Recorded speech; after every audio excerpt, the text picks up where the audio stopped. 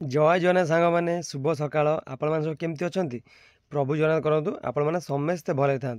तो सांग मैंने आपको मुझे आगुरी कही कौन देखो जो जिला मानक आपण मैंने फर्म आप्लाय कर जिला मानक कौन हम ना से ही रिटर्न दे पारे कि अलग जो जिले में टोटाल मैंने आप्लाय करना होमगार्ड तो से बर्तमान रिटर्न दे पारे केवे देवे ठीक ना से भी पोस्टपोन गोटे हो शुणा मिलूँ से सत कथा भी आप देखिए देखो ये अनुगुल जिला बर्तमान जो नोटिसटा आसी अनुगुल जिला पिला आप्लाय करते फर्म तो तांकर लिखित परीक्षा हम तार विषय नोटिसटा आसी देखो जिते गंजाम भी सी भी आसो कहीं तांकर भी अलरेडी पिला फर्म आप्लाय कर देते किंतु जो जिले में टोटाल फर्म आप्लाय होनी खाली जानते ये पोस्ट बाहर किंतु फर्म आप्लाय होनी तांकरी एबे बाहर चान्स ना केबे बाहर ता भी किसी सठिक ठिकना भी ना सांग मैंने ऑफिशियल नोटिस आसे मुझे कहि किंतु एबे बाहर चान्स ही ना देखो सांग मैंने ये बर्तमान जो मोबाइल जो नोटिसटा अच्छी सांग मैंने यहाँ कौन यहाँ जो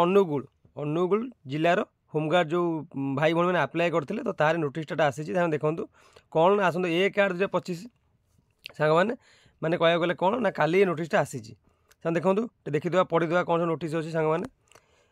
विज्ञापन पत्र संख्या 192 गृहरक्षी मैंने सांग देखूँ यहाँ 192 मान पत्र संख्या गृहरक्षी 19/5/2025 अनुजाई अनुगुल जिलार गृहरक्षी पदवी 2025 निमंते समस्त आवेदनकारी मैंने जो आवेदन करते अवगति निमंते जन दि जाऊँगी कि जो भाई भाई मैंने आप्लाय करते होमगार्ड तो से भाई भाई मानी इंपोर्टाट भिड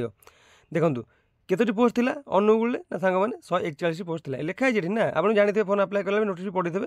141 गोटी गृहरक्षी पदवी निमंते एक लिखित परीक्षा हेब मैंने लिखित परीक्षा आप आप्लाय कर जो मैंने आप्लाय करते से देपारे देखो कौ दिन हम ना 10/8/2025 सांग मैंने भेरी भेरी इंपोर्टाट गोटे मन दे शुणु 10/8/2025 लिख सका 11 घटिकार 12 घटिका पर्यंत अनुगुल सहर 04 गोटी स्थान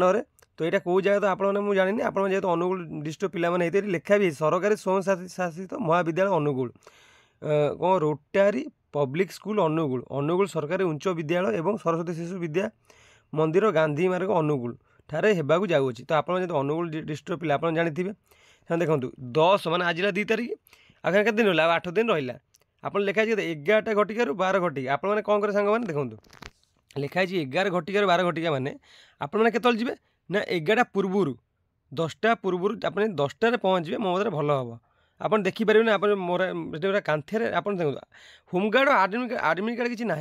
से नोट ना लिखाई थो आप सीरियल नंबर लिखाई थो आप सीरियल नंबर अनुसार पड़िया मध्य बसवे कि कौट कलेज भितर बसवे आप एग्जाम देवे जेहतु एत पे आपने पड़िया पड़िया खेल पड़िया आप लाइन बाय लाइन बसैबे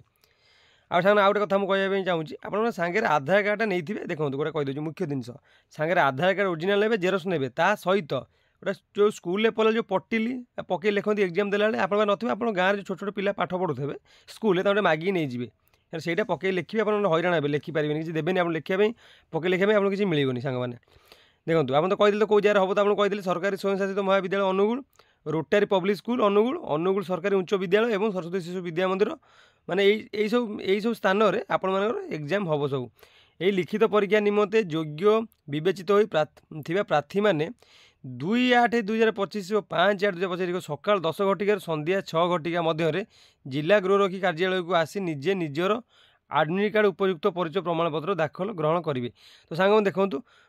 माने ये पढ़ी नी कि देखूँ ये जो सिस्टमटा है आडमिट कार्ड सिस्टमटा यहाँ जिते एग्जाम सैले यहाँ कौटी भी होता भल कथा जेहतु आप अनुगुल लिस्ट ये सिस्टम मैंने भल सुविधा गोटे अच्छी कौन सांग देखूँ आपको आडमिट कार्ड आज भी मिल जाए लिखाई 2/8 मैंने आज मिल 2/8 पर्यंत आप कौटी जी ना 10 घटिका ठार संध्या 6 घटिका मध्य जिला गृहरक्षी कार्यालय को आसी निज जिला गृहरक्षी कार्यालय जो अच्छी जिला गृहरक्षी कार्यालय से जी आडमिट कार्ड नहीं आसबे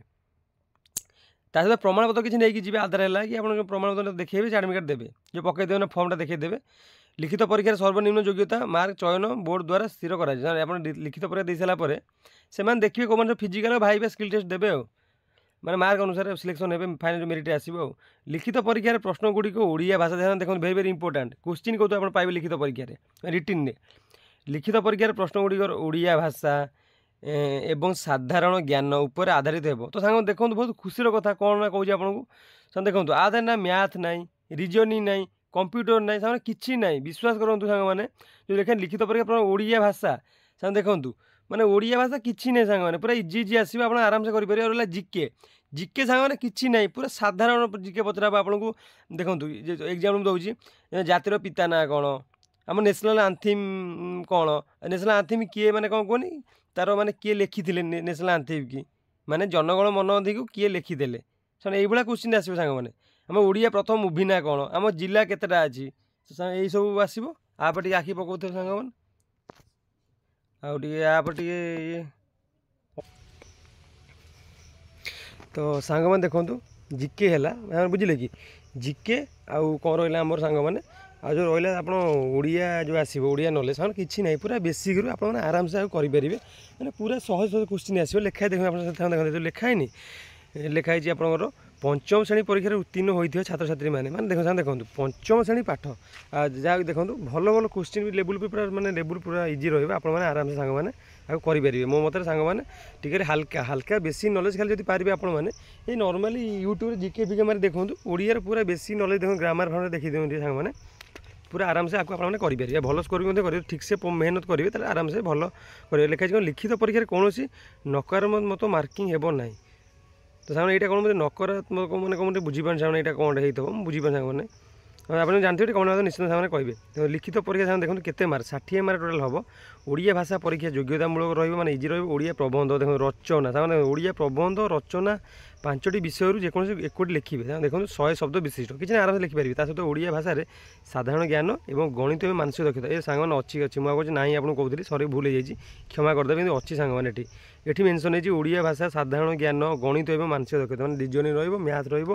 ଓଡ଼ିଆ ମୁଁ ତ ସେ ଭାବିଲି, ମୁଁ କହିଲି ତ ଖାଲି ଓଡ଼ିଆ ଆଉ କେମିତି ଜିକେ କେମିତି କ'ଣ ଦେଲା, ସାଙ୍ଗମାନେ କ୍ଷମା କରି ତଳେ ଲେଖା ହେଇଛି, ମାନେ ରିଜନିଂ କିଛି ନାହିଁ, ବେସିକ୍ରୁ ଆସିବ, କିଛି ନାହିଁ, ସବୁ ଇଜି, ମାନେ ପୁରା ଖାଲି ବେସିକ୍ ଆମର ଫଣ୍ଡାମେଣ୍ଟାଲ୍ କ୍ଲିୟର୍ କରିଦେବ ହେଇଯିବ। 30 ସଂଖ୍ୟକ ବହୁବିଧ ବିକଳ୍ପ ପ୍ରଶ୍ନ ଉପରେ ଆଧାରିତ ହେବ। ଦେଖନ୍ତୁ 30ଟା କୋଶ୍ଚିନ୍ ହେବ, 2 ମାର୍କିଆ, 3 ଦିନରେ 60 ମାର୍କ ହେବ। ଲିଖିତ ପରୀକ୍ଷାରେ ଯୋଗ ନ ଦେଇଥିବା ପ୍ରାର୍ଥୀମାନଙ୍କୁ ଅଯୋଗ୍ୟ ଘୋଷଣା କରାଯିବ, ସହିତ ପରବର୍ତ୍ତୀ ପର୍ଯ୍ୟାୟକୁ ବାଦ୍ ଦିଆଯିବ। ଦେଖନ୍ତୁ ଯେଉଁମାନେ ଲିଖିତ ପରୀକ୍ଷା ମାନେ ପାସ୍ ନ କରିବେ, ରିଟିନ୍ ଏକ୍ଜାମ୍ ଯେଉଁମାନେ ପାସ୍ ନ କରିବେ, ତ ସେମାନେ ତ ଅଟୋମେଟିକ୍ ଯିବେନି ନା, ଏବେ କହିଲେ ବି କ'ଣ, ପିଲା ତ ଯିବେନି, ଯିଏ ପାସ୍ ନ କରିବେ କାହିଁ ଯିବେ। ଦେଖନ୍ତୁ ଯେଉଁମାନେ କ୍ୱାଲିଫାଏ କରିବେ ସେମାନେ ହିଁ ଫିଜିକାଲକୁ ଯିବେ। ଯେଉଁ ପ୍ରାର୍ଥୀମାନେ ଲିଖିତ ପରୀକ୍ଷା ଯୋଗ୍ୟତା ଅର୍ଜନ କରିବେ, ସେମାନେ ପରବର୍ତ୍ତୀ ପର୍ଯ୍ୟାୟକୁ ଉତ୍ତୀର୍ଣ୍ଣ ହେବେ। ମାନେ କ'ଣ, ଯଦି ଆମର ରିଟିନ୍ଟା ପାସ୍ କରିବେ, ଆପଣ ଫିଜିକାଲକୁ ଯିବେ କି ଭାଇବାକୁ ଯିବେ, ସ୍କିଲ୍ ଯିବେ, ଏଇସବୁ ଆଉ ଲେଖା ହେଇଛି। ଆଉ ଦେଖନ୍ତୁ ତଳେ କ'ଣ ଲେଖା ହେଇଛି, ଗୃହ ରଖି ଲିଖିତ ପରୀକ୍ଷା ନିମନ୍ତେ ଯୋଗ୍ୟ ବିବେଚିତ ଆବେଦନକାରୀ 3943 ମାନ ତାଲିକା ଏକ ସହ ସଂଲଗ୍ନ କରାଗଲା। ସେମାନେ ଦେଖନ୍ତୁ ମାନେ ଟୋଟାଲ୍ 3943 ପିଲା ଆପ୍ଲାଏ କରିଛନ୍ତି, ମାନେ ହୋମଗାର୍ଡ଼ ପାଇଁ, ଗୃହ ରଖି ପାଇଁ, କେଉଁଠି ନା ନୟାଗଡ଼ ଅନୁଗୁଳ ଡିଷ୍ଟ୍ରିକ୍ଟରେ। ତ ସାଙ୍ଗମାନେ ଏଇ ହେଲା କଥା, ଟିକେ ମନ ଦେଇ ପଢ଼ାପଢ଼ି ସାଙ୍ଗମାନେ କରିବେ, କିଛି ନାହିଁ, ଇଏ ହାଲକା କୋଶ୍ଚିନ୍, ବେଶୀ ଆମ ଓଡ଼ିଶା ପୋଲିସ କି ଓଏସ୍ଏବି ଆଇଆର୍ବି ସେମିତିକା ଆସିବନି, ମ୍ୟାଥ୍ ଏତେ ଲେବୁଲ୍ ନୁହଁ, ଆପଣ ଇଜି ଦେଖିବା ପାଇଁ ପାଇବେ, ଇଜିର ମଡରେଟ୍ ଆଉ, ମାନେ ହାର୍ଡ଼ ଦେଖିବେନି, ଆପଣ ଆରାମସେ କରିପାରିବେ। ଏଇ ମିଶାଣ ଲସା ଗୋସା ନର୍ମାଲି ପକାଇବେ, ମାନେ ବେଶୀ 3 ଟିକିଆ 4 ଟିକିଆ ଲସା ପକାଇବେନି, ଆପଣ ହଇରାଣ ହେବେ। 2 ଟିକିଆ ଲସା ପକାଇବେ, ଗସାକୁ ସେ 2-3ଟା, ମାନେ ଧର ଆପଣ ଏଇ ନର୍ମାଲି ପଚାରିବେ, ଧର ଏମିତି ପଚାରିକି 5-10ର ଗସାକୁ କେତେ, ସେଇଭଳିଆ କି ଆପଣ ପଚାରିବେ 20-25 ଲସ୍ ଆଉ କେତେ, ଏଇଭଳିଆ ଆପଣମାନେ ଆରାମସେ ଖାଲି ପଣିକିଆ ଖୋଜିଦେବେ, ଆରାମସେ କରିପାରିବେ। ଆଉ ରିଜନିଂ କିଛି ପୁରା ହାଲକା ପଡ଼ିବ, ଧର ABCD କୋଡ଼ ହେଉଛି 1 2 3 4, ସେମିତି ଧର ABCD EFGHର କୋଡ଼ଟା କ'ଣ, ଆରାମସେ ଆପଣମାନେ କରିପାରିବେ। 1 2 3 4 4 5 6 7, ସାଙ୍ଗମାନେ ଏଇଭଳିଆ ଇଜି ଆସିବ, ଆପଣ ଆରାମସେ କରିପାରିବେ। ସାଙ୍ଗମାନେ ପୁରା ବେଶୀ ଦେଖିଦିଅନ୍ତୁ,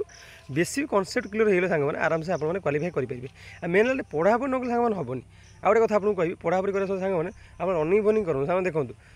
ଆପଣ ଯଦି ଅଧଘଣ୍ଟା ପଢ଼ିକି ପୁଣି ଅଧଘଣ୍ଟା ରେଷ୍ଟ ନେଉଛନ୍ତି, ଆପଣ ରେଷ୍ଟ ନେଉଛନ୍ତି, ପିଲା କିନ୍ତୁ ରେଷ୍ଟ ନେଉନାହାନ୍ତି, ଆପଣ ନେଉଛନ୍ତି। ସେ ଯେଉଁଠି ଅଧଘଣ୍ଟା ରେଷ୍ଟ ନେବେ, ସେଇ ସମୟରେ ଆପଣମାନେ ଲେବୁଲ୍ଟା